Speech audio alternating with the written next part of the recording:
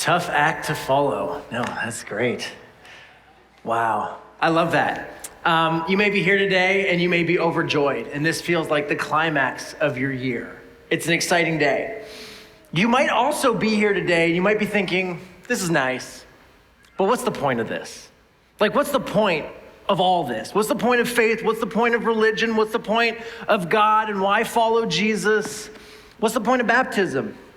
Maybe you're actually here today thinking, that's great that they got baptized, choosing to follow Jesus. Maybe you're here as a guest. Maybe you came at their invitation and you're thinking to yourself, hey, if that's your thing, I'll support you. I get it. But maybe you're just thinking to yourself, but I'm not into it. This faith thing isn't for me. It just seems maybe too far from reality. Maybe you actually grew up in church, or maybe your only experience of church is what you've seen on TV, but maybe through all of that, you've come to the conclusion that that's not real life. Maybe you look at the real world and think, it's a dog-eat-dog world out there. And hey, if you want to spend your time, your energy, and your money learning about a teacher who lived 2,000 years ago who talks about loving your enemies, good for you. But I got real problems to sort out. I get that. Life is real and gritty. And sometimes faith and religion can feel so disconnected, so unaware of the problems that surround us. It reminds me of a quote from General Douglas MacArthur, an American general who served in both world wars. Someone who has seen more war than we can fathom. He's not living in an ivory tower. He's seen reality. He's seen human nature. And this is what he says. Whoever said the pen is mightier than the sword, obviously has never encountered automatic weapons. He was saying, listen, you could talk all the philosophy and have all the university classes and degrees and discussions and talk about ideals and virtues, but he's just saying in his experience, I gotta tell you, all the education and title that comes after your name mean nothing when someone with bigger weapons shows up. Because the biggest armies with the most power and the most sway and the most control and the most violence and the most money and the most supply win wars. Virtues don't. He was saying, you can have all your thoughtful conversation, but it's a dog-eat-dog world out there, and the biggest dog always wins. He was saying something that history seems to teach us again and again and again, that power and control and violence and sway and secret alliances and defiance and deception, whoever does them best wins. The party with the most votes, not the most virtues, wins. The group with the largest numbers prevail.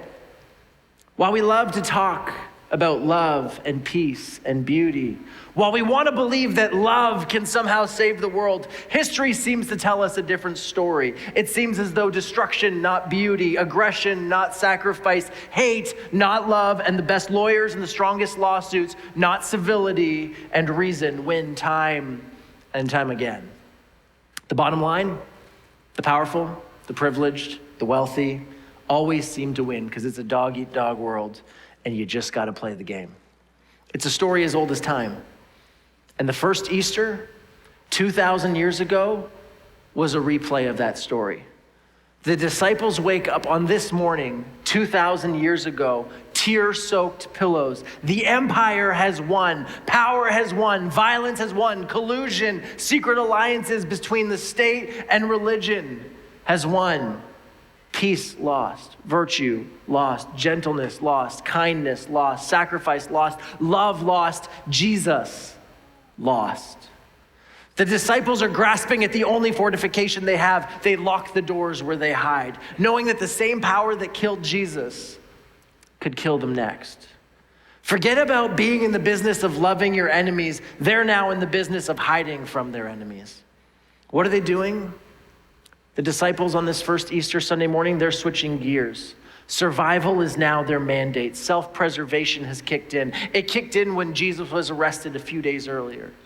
Some chose in that moment to fight, swinging and slicing off ears of those trying to arrest Jesus.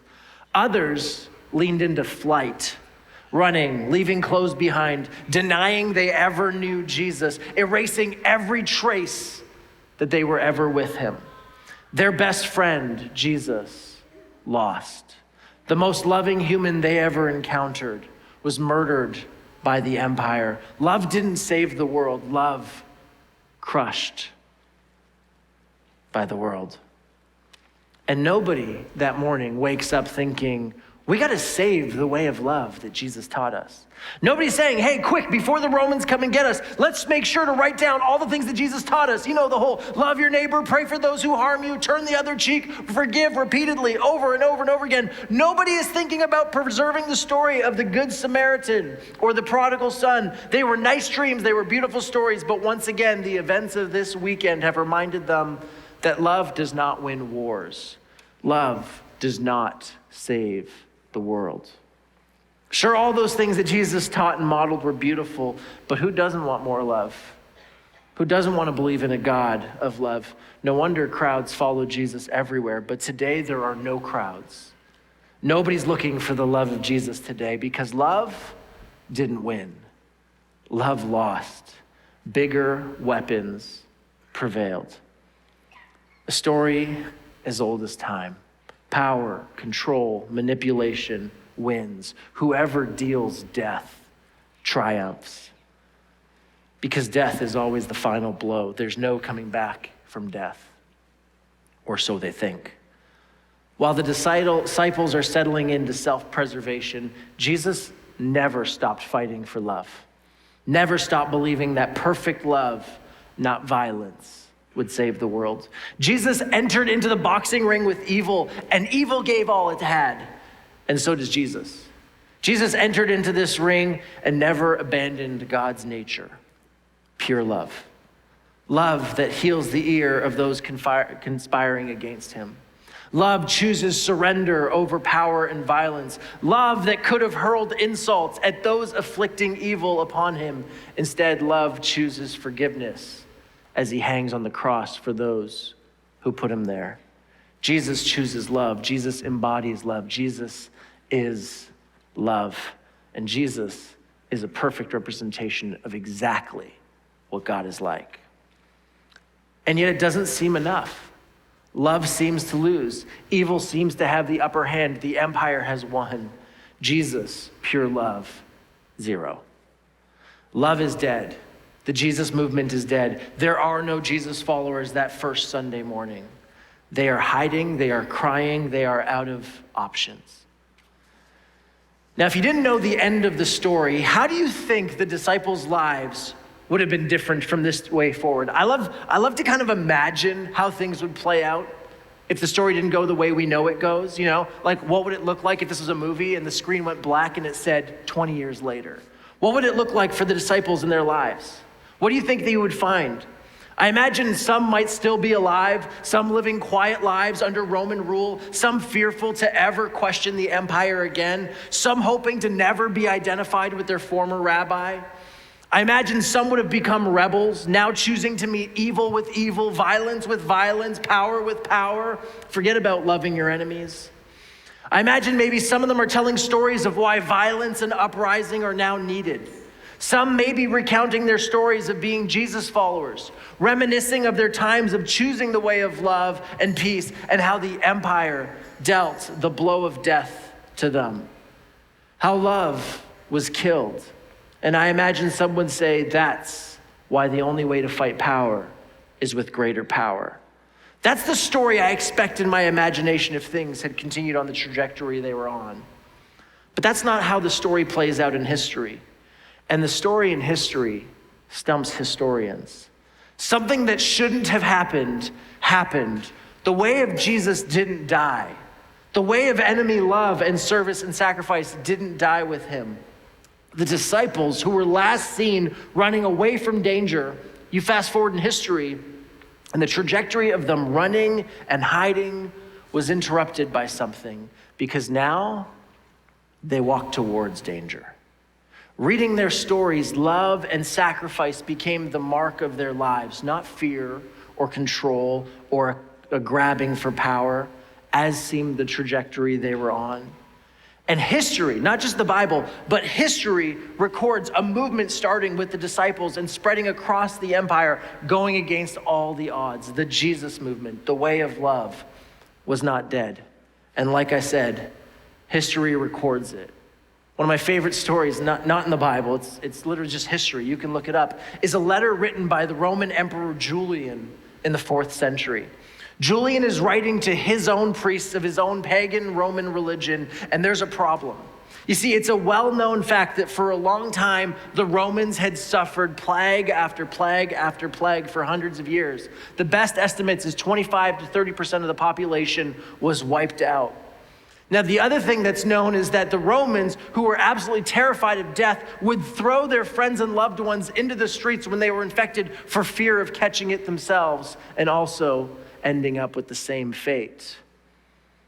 The problem is it's a real big PR mess because these Jesus followers, these Christians, also have a reputation of going out and not just caring for their own family and friends, but picking up these Romans who've been tossed into the street and caring for them as well. And you can read the letter that Julian writes to his pagan priests, and basically he's saying, they should be wanting our aid, but it's the Christians that are offering it. And that is infuriating to Rome, because as Robin laid out on Good Friday, the Romans used death as a deterrent, and it used to be. But now at this point in history, for hundreds of years leading up to this 4th century letter, history records Christianity spreading. This movement that should have ended when the Romans killed their leader continues to grow, seemingly unafraid of death. And where does this movement begin? It begins on this morning, 2,000 years ago, Easter Sunday. What began as a hopeless, sad, sobering day, a day that signified another win for the empire, for power and for privilege, another day that reminded people that those who dealt death controlled the world, this morning would take a drastic and unexpected turn. You can read about it in the Gospels of Matthew, Mark, Luke, and John, but in summary, Jesus rose from the dead. Jesus had taken on the empire. He'd taken on evil and brokenness and violence, the worst humanity had to offer, and Jesus conquers all of it. Power doesn't win. Violence doesn't win. Death does not win. Jesus rises from the grave. Death no longer has the last word. No empire, no country, no person, no amount of evil could ever keep God down. Death is defeated. Empire zero. God, perfect love, one. The trajectory of all evil in the world, which is death, ended once and for all that morning. The resurrection was a reminder for every Jesus follower that death will never have the last word again, that death is not the end. There's nothing in this life beyond the resurrection power of God. Nothing we face that cannot and will not be redeemed, renewed, and made whole one day. The resurrection, in one word, hope for humanity. It gave them hope. Hope that power and sin and evil and brokenness will never have the last word, even though it seems to win every day of our lives. It does ultimately lose. And the disciples saw it. The disciples realized they could live life the way Jesus did. In relationship with Jesus, in this upside down sort of kingdom, a kingdom where the king lays down his life for his subjects. And they're invited to do the same. And now all of a sudden, the way of loving your neighbor and loving your enemies and loving as God loved you is never wasted. A life lived on behalf of another, a life of self-giving love, living in response to Jesus, is not a life of weakness anymore. Even if it results in loss, even if it results in death, which it often did for these early Jesus followers. But they weren't worried, because their Savior had conquered death and promised to be with them forever. 2,000 years ago, a movement of Jesus followers began. The same people who days before lay in tear-soaked beds behind locked doors, pondering their options and running from danger. Now they walk towards danger. All would end up laying down their lives for this movement and teaching others to do the same, leaving an entire empire puzzled why death could not stop them. The answer? Because death did not stop him.